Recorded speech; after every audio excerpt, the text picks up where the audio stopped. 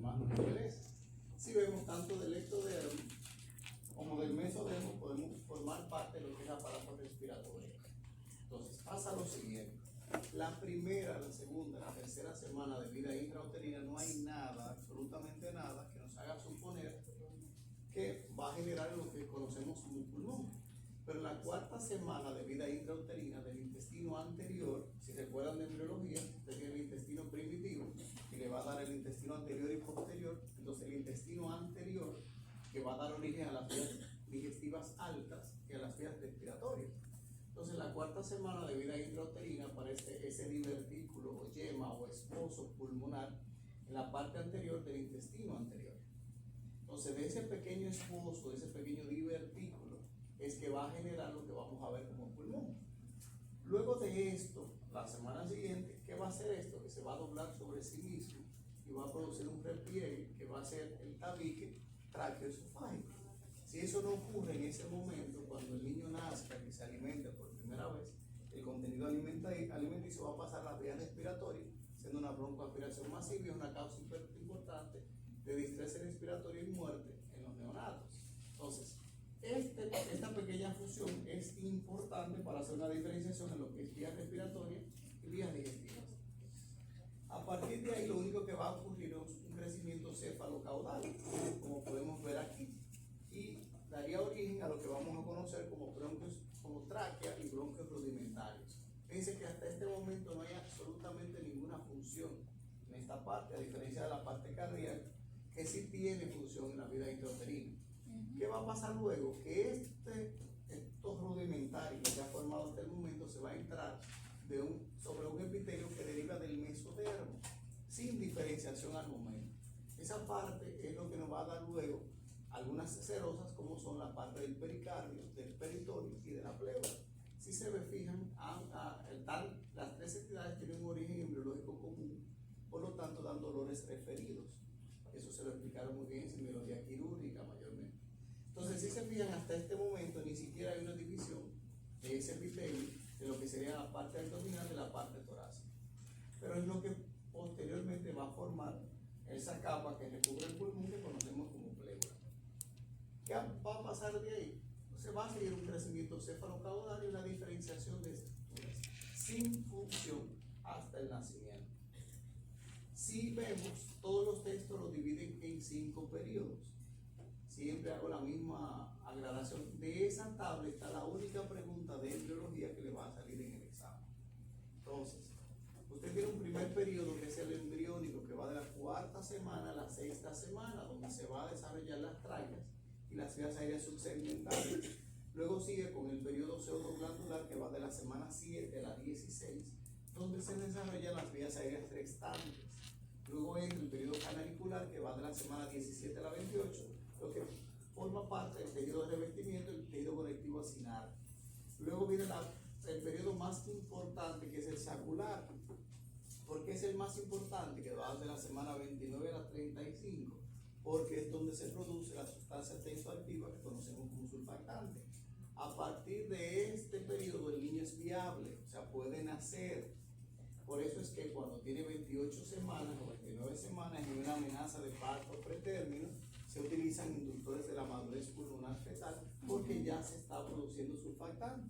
Antes de ahí, en teoría, aunque sí hay casos, los niños no serían viables. Luego viene de la semana 36 al término. ¿Por qué al término? Porque después de la semana 36 el niño puede nacer en cualquier momento, pudiendo llegar hasta la 41.2 semanas. Entonces ahí tenemos el periodo alveolar. Lo único que va a haber es un desarrollo y maduración de los alvéolos que hasta el momento se han producido. ¿Por qué le digo hasta el momento? Cuando una persona nace, solamente tiene un 10% de los alvéolos del adulto. Y en los primeros 10 años de vida existe un proceso de alveolinización, que es donde se van a formar todos los alvéolos restantes. Razón por la cual los primeros 10 años de vida el pulmón podría regenerarse si tiene alguna lesión. Luego de los 10 primeros años de vida, cuando el pulmón se daña, no se arregla. Razón por la cual hay sustancias nocivas que crean daño pulmonar que son irreversibles. Por ejemplo, el fumar. El que fuma y tiene un daño pulmonar, ese pulmón no se va a recuperar aunque deje de fumar. lo que no se va a extender el daño que se haya causado, porque después de los 10 primeros años de vida, su pulmón está formado y no es como el hígado que sí se puede regenerar. Perdón, pero digamos que, ok, es una suposición muy loca, pero digamos que, atendiendo ese principio, un menor de 10 años fume. Lo que pasa es que el pulmón está en desarrollo. Si el menor de 10 años fuma, va a alterar el desarrollo que le queda del pulmón y va a tener un daño también, una lesión permanente. El problema está en que si tiene un proceso infeccioso, si hace un daño epitelial, podría regenerarse. En el adulto va a haber una banda fibrótica que va a dañar esa parte. Si un adulto le da una tuberculosis y le destruye un pulmón, no se va a arreglar nada de ahí. Okay. Porque el pulmón ya se formó. Entonces el pulmón, por eso hay que preservar, no dañar. Por eso fumar es una de las causas principales de daño pulmonar.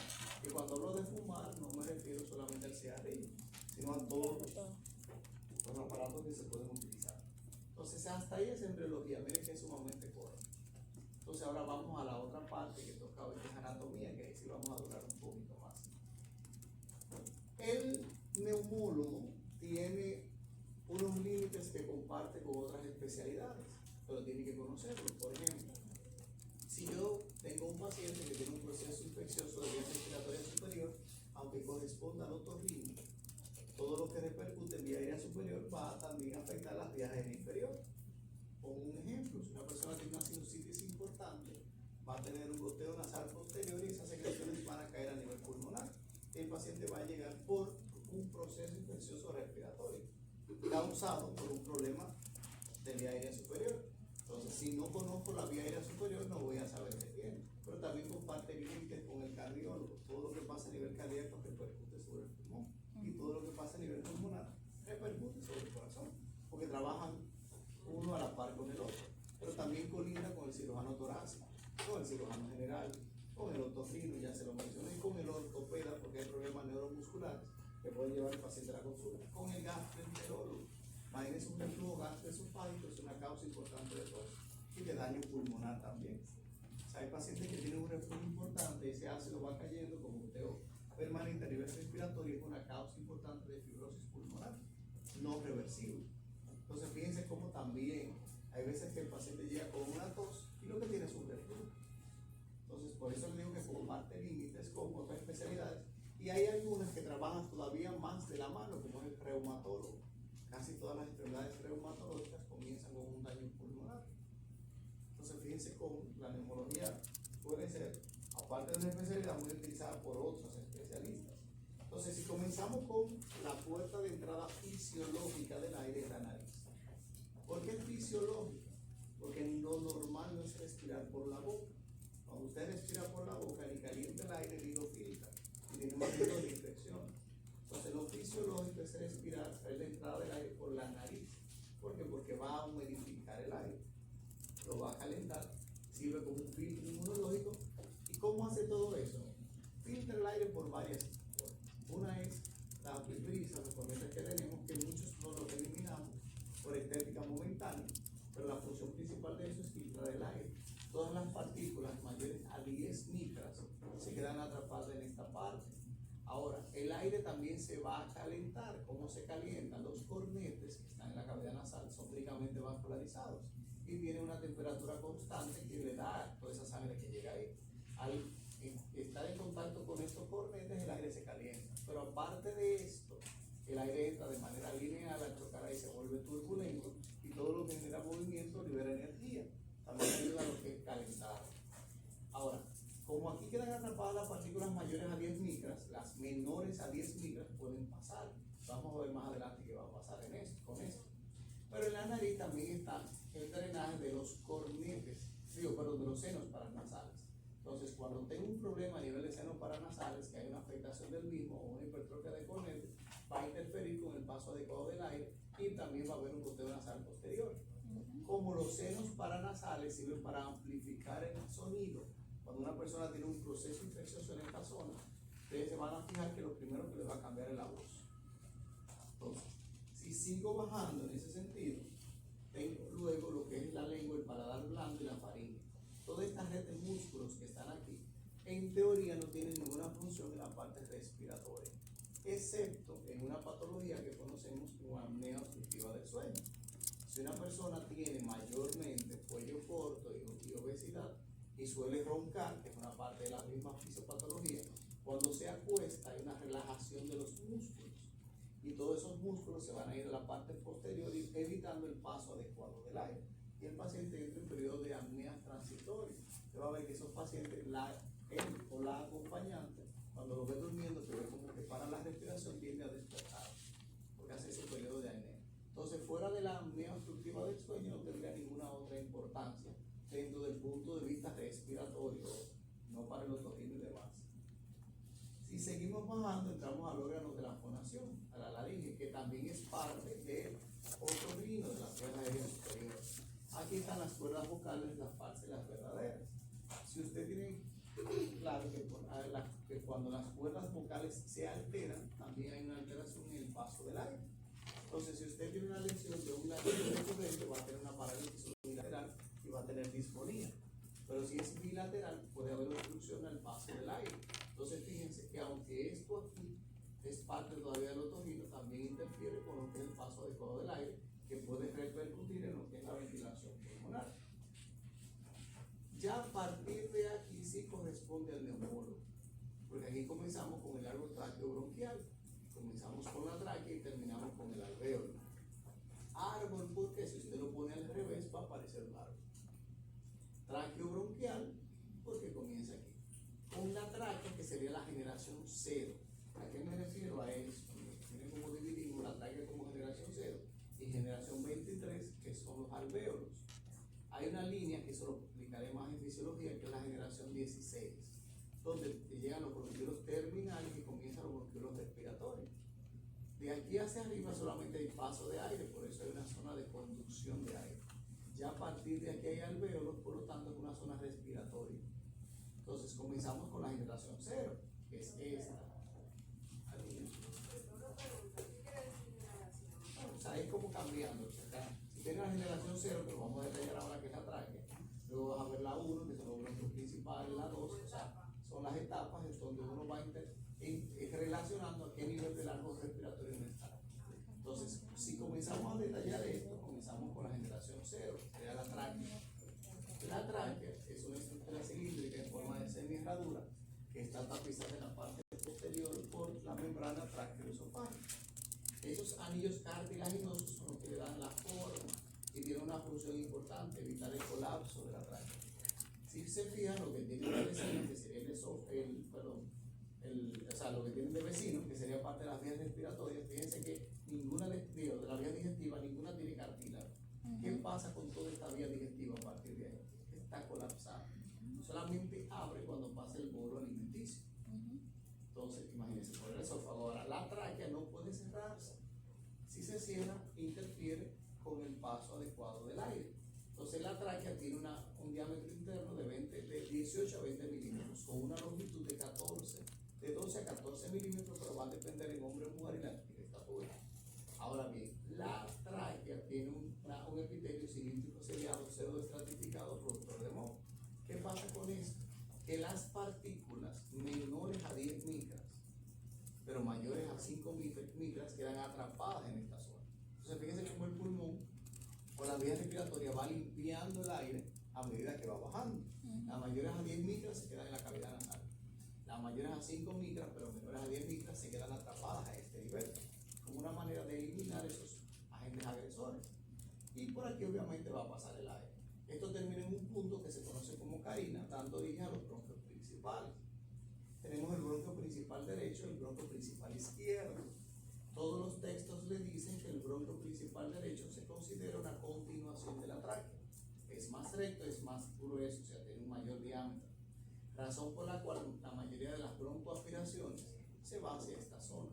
Ojo, no es que no se va al lado izquierdo, es la mayoría que va a esta zona. Si vemos, el bronquio principal derecho tiene una apertura al lóbulo superior, una al lóbulo medio y al lóbulo inferior. Por lo tanto, tenemos en ese pulmón 3 glóbulos. El bronquio principal izquierdo, que suele ser más horizontal, dado por la impresión que da el corazón sobre sí mismo, tiene 2 aperturas. La que va al lóbulo superior, mírenlo ahí, gracias. Todo esto de ahí es para el lóbulo superior y el lóbulo inferior.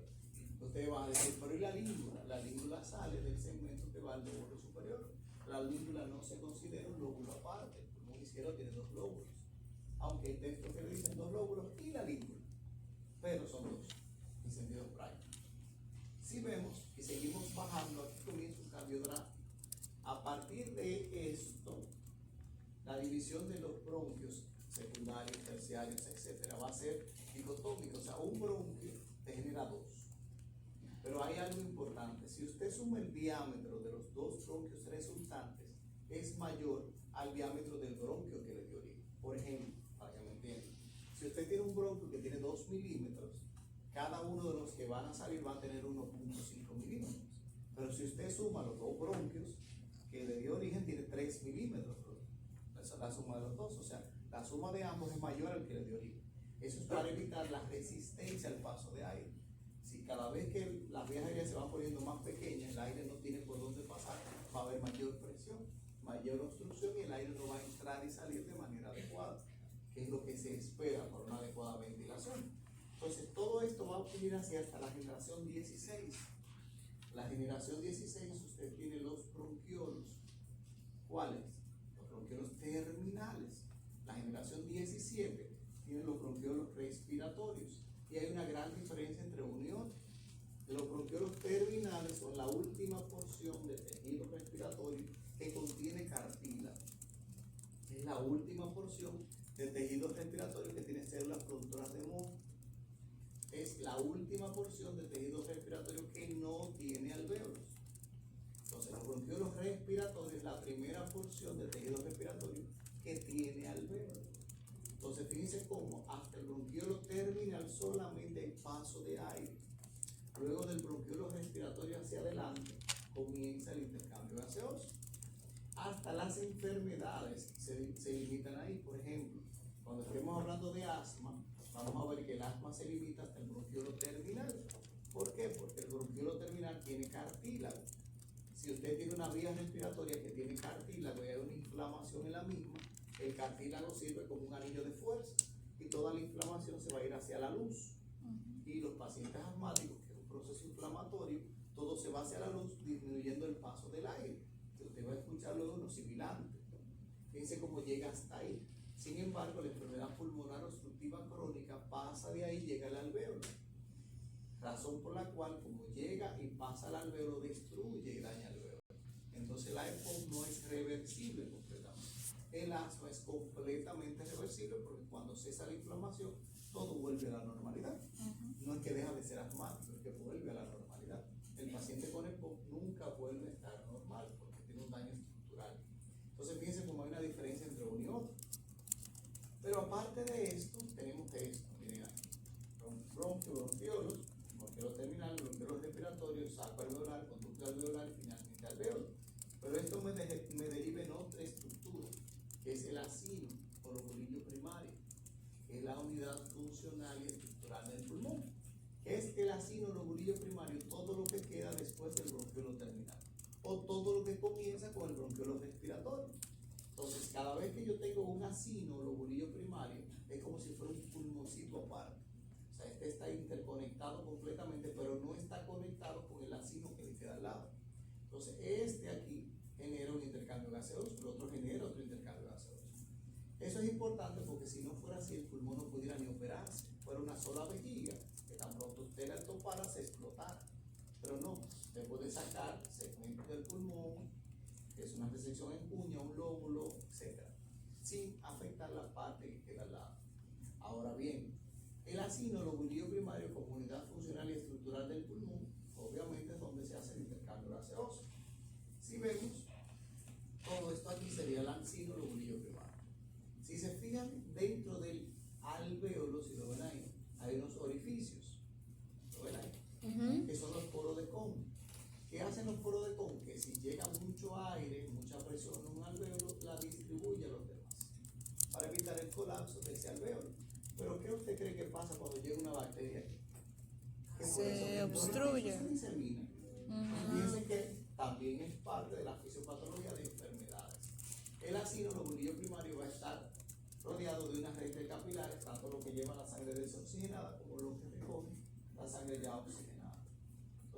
dice aquí, esto es lo mismo, es un bulbillo primario, unidad estructural y funcional del pulmón. Es todo lo que queda a partir del bronquiolo terminal. Es lo mismo que vemos aquí, con un esquema más simplificado. O sea, fíjense que hasta ahí no hay alvéolo, a partir de ahí sí. Entonces, a partir de ahí, que es el bronquiolo respiratorio, tengo el asino, los bulbillos primarios. Es exactamente lo mismo. Entonces, al final, usted tiene el alvéolo. El alvéolo está tapizado por algunos tipos de células. Usted tiene los neumocitos tipo 1 y neumocitos tipo 2. Uno me la tapiza, otro me produce surfactante. Lo veremos bien en fisiología. Pero dentro del alvéolo también hay una célula importante, que es el macrófago alveolar, o las células de polvo, que es el guardián. Entonces, todas las partículas menores a 5 micras llegan al alvéolo. Pero ese guardián que está ahí, que es el macrófago, ¿qué va a hacer? Que la va a captar y la va a eliminar. Entonces, fíjense cómo el pulmón por áreas va teniendo, cómo va limpiando, se va eliminando. Ahora, cuando lo que llega sobrepasa las capacidades del macrófago alveolar, entonces usted tiene un proceso infeccioso. Si se fijan, a diario, a cada rato, usted está inhalando partículas nocivas, pero el pulmón la va limpiando, si no, no estuviéramos ninguno vivo aquí. Y es por ese mecanismo. Ahora, al final, el alvéolo termina en esto que está aquí. Si se fijan, tengo el capilar, y tengo el alvéolo y tengo la membrana alvéolo capilar. Si se fijan, que esa imagen la explica muy bien, tengo una rama que es fina, a ver ahí, y una rama que es gruesa. En la rama gruesa se producen muchas sustancias que hasta el momento, la mayoría de ellas, no se conoce su función. Y la rama fina favorece más el intercambio gaseoso, aunque aquí también se puede hacer. Entonces aquí entra una ley física, lo vamos a ver en fisiología, que es la ley de Fick, que le dice lo siguiente: la solubilidad de un gas a través de una membrana es directamente proporcional a su longitud e inversamente proporcional a su grosor. ¿Qué me está diciendo? Que para yo tener una membrana que haya un intercambio, tiene que ser larga para que tenga mucha zona de intercambio y fina para que no intervenga el grosor con el intercambio. Y esto cubre perfectamente esa propiedad, o sea, es fina y larga. Es tanto así que cuando un eritrocito está en contacto con la membrana alveolo capilar, hasta que termine de estar en contacto, dura alrededor de 0.12 milisegundos. Pero solamente necesita 0.04 milisegundos para hacer el intercambio gaseoso. O sea, tiene 3 veces el tiempo que necesita. Te dirían, ¿para qué es eso? Ajá, y si hay una taquicardia, por ejemplo, ¿cómo va a pasar ese eritrocito por ahí? Rápido. Entonces necesita tiempo para hacer el intercambio. Si hay una anemia, ¿cómo va a pasar ese eritrocito? Rápido, porque es por poco lo que hay para estar haciendo el intercambio. Entonces fíjense que hasta es un mecanismo de protección también, para que se pueda hacer una adecuada hematosis o intercambio gaseoso. Todo lo que les mencioné hasta el momento son vías respiratorias. ¿Dónde están esas vías respiratorias? En 2 órganos que conocemos como pulmón. Entonces ahora entramos eso al pulmón. El pulmón, que tiene el derecho y el izquierdo, el derecho tiene 3 lóbulos y el izquierdo tiene 2. Si se fijan los lóbulos, mírenlo aquí, muy diferenciado uno del otro. En el pulmón derecho tengo el lóbulo superior que tiene 3 segmentos, el apical, el anterior y el posterior. Si se fijan, es exactamente lo mismo del lado izquierdo. La única diferencia es que el apical y el posterior podían estar fusionados y denominarse ápico posterior. Si se van al pulmón derecho, tengo el lóbulo medio, que tiene el segmento medial y lateral. Si hacemos una comparación con el izquierdo, diríamos a la língula, que va a tener el lingular superior e inferior. Entonces fíjense que es exactamente lo mismo. Luego tengo los lóbulos inferiores que tienen sus 5 segmentos. No se lo hago aprender, no se lo hago aprender, porque yo siempre he entendido que usted se lo va a aprender hoy y mañana se le va a olvidar. Ahora, ¿quién no se le debe olvidar? El neumólogo y el cirujano torácico. Porque imagínense que yo esté haciendo una broncoscopía, que es más difícil que hacer una endoscopía, porque la endoscopía solamente tiene un camino. Usted solamente va recto. En una endoscopía usted no se va a perder. En una broncoscopía no, usted se va a perder fácil, porque va a depender hasta la posición como usted tiene el paciente. Si usted está haciendo una broncoscopía, usted está de frente al paciente, todo está contrario. Si usted está a la cabeza del paciente, todo está en el mismo lado que usted. Fíjense hasta eso. Entonces imagínense que yo entre obviamente por nariz o boca, llegue la tráquea, llegue la carina y me vaya al lado derecho. Si yo no me proyecto de una vez hacia la parte superior, no voy a encontrar la entrada del lóbulo superior y voy a seguir derecho. Y fácilmente llego aquí y creo que estoy en el lóbulo superior. Imagínense que yo llegue aquí y describa que observo una lesión de características neoplásicas, bla, bla, y con eso ahí, y le tomo muestra y le describo al cirujano torácico en el lóbulo medio del pulmón derecho, evidencio, tal cosa, y hay que sacar ese lóbulo. ¿A dónde va a ir el cirujano torácico ahora? Al Al medio. lóbulo medio. ¿Y dónde estaba el problema? En el lóbulo superior. Y termina el paciente con todo el lóbulo medio. Por perder.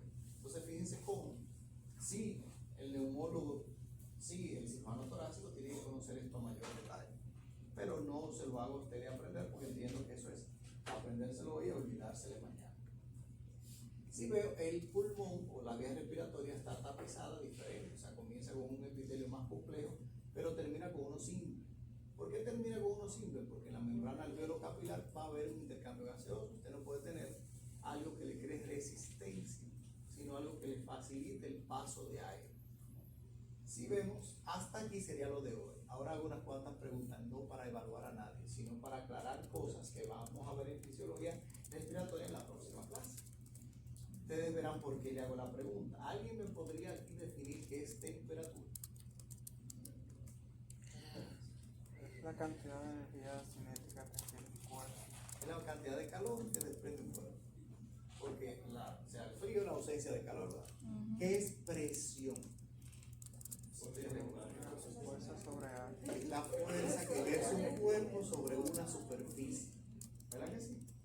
Entonces fíjense que una cosa es presión, ¿verdad? ¿Y qué es volumen? Es la cantidad. ¿Qué ocupa un cuerpo? Que ocupa un cuerpo. Perfecto. Es decir, ¿para qué sirve eso? Entonces yo le pregunto, ¿todos los cuerpos se comportan igual a igual temperatura? No. Por ejemplo, si usted tiene algo líquido, a una temperatura baja, ¿disminuye o aumenta el volumen? Aumenta. Por ejemplo, usted coge una botella de lo que usted quiera y la entra al freezer. Cuando se congela, ¿qué va a pasar? Aumentó. ¿Por qué se va a romper? Porque aumentó el volumen. Lo sólido y el aire disminuye el volumen. Miren que se comportan diferentes. Siempre pongo el mismo ejemplo. El que vive de aquel lado de la capital cruza el puente Duarte todos los días. Si usted pasa cuando hay frío, usted va a sentir la línea de división que tiene el puente, que son los que viven cambiando a cada rato. Eso es para que el puente, cuando se aumente el volumen, no se colapse. Usted pasa en la mañana, lo va a sentir más que se pase en la tarde. Se dice que es por eso. Ahora bien, el pulmón maneja sangre, que es líquido, maneja aire y tiene algo sólido, que es el pulmón como tal. Fíjense que la temperatura cambia el volumen, entonces tiene que haber una temperatura constante. Entonces, ¿cómo tiene que entrar ese aire a la misma temperatura que está el pulmón? Que lo mantiene la sangre porque lo baña, porque si no pasa así, hay un desbalance y la ventilación no es adecuada. Usted va a Jarabacoa o se va del país a un lugar frío, el aire está frío, pero ¿cómo sale del pulmón? Caliente, porque se calentó antes de entrar, para no romper con ese equilibrio que tiene el pulmón o el sistema tórax-pulmón. Entonces fíjense cómo todos esos conceptos los vamos a explicar en fisiología. Y hay algo que siempre pregunto y nunca me lo dicen correcto o no lo entienden correcto. ¿Alguien me puede definir disnea? Es dificultad de la respiración. O sea, está bien. O el paso de la respiración de consciente a inconsciente. Entonces yo puedo decir que alguien está disneico. Es que eso es subjetivo. Yo puedo decir que alguien está disneico. Es que depende de lo que o sea, es un síntoma, Es un no síntoma, un signo. Yo digo paciente está A ver, disneico. se puede observar que hay una complicación con la respiración si estás utilizando la musculación sólida. Entonces ahí hay un aumento del trabajo respiratorio o una taquipnea. Ok. Ahora, yo puedo decir que el paciente está disneico. Bueno, se supone que hay una escala de disnea que se le hace al paciente una serie de preguntas y por eso Hay una se... escala de disnea, pero para yo gradar la disnea, para entender lo que el paciente me está diciendo. Claro, Ah, ok. depende del paciente. Pues entonces si yo eso es digo subjetivo. que alguien está disneico, yo estoy diciendo que yo siento que él siente que le falta el aire. Exacto. Entonces yo puedo sentir por otra persona. No, Entonces la sensación de falta de aire, ¿quién lo siente? el Entonces, paciente. yo puedo sentir por el paciente. No. Entonces la única forma de yo decir que el paciente tiene disnea es cuando yo le hago una espirometría y demuestro que le está faltando el aire. Y Ajá. ahí yo sé que le está faltando el aire. Pero mientras yo no puedo decir que el paciente está disneico. Yo sí puedo poner que el paciente está taquipneico, porque solamente tengo que contar. Y hasta en eso tengo que tener cuidado porque va a depender de la edad del paciente. Ujú. Un recién nacido tiene 35 respiraciones por minuto y está normal. El adulto tiene 35 respiraciones por minuto y está en blandino ya. Entonces fíjense que hay que tener claro hasta esos conceptos.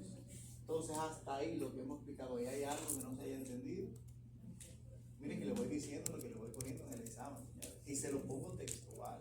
Así mismo se lo voy poniendo. Entonces la próxima clase sí vamos a durar bastante porque es fisiología y lo vamos dando al pasito. ¿Okay? Entonces de mi parte pueden retirarse temprano. ¿Y alguien no se anotó en la lista?